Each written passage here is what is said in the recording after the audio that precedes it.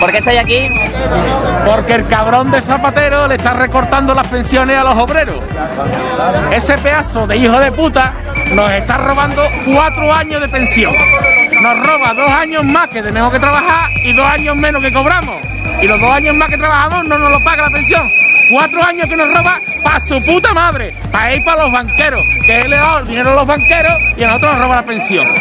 Y no solo eso, sino que esto es una mierda. La seguridad social tiene superávit, pero lo que quiere es que vayamos a los fondos privados de los bancos, a fondos privados de pensiones de los bancos, para que nos sigan robando, porque eso sí que están en la ruina.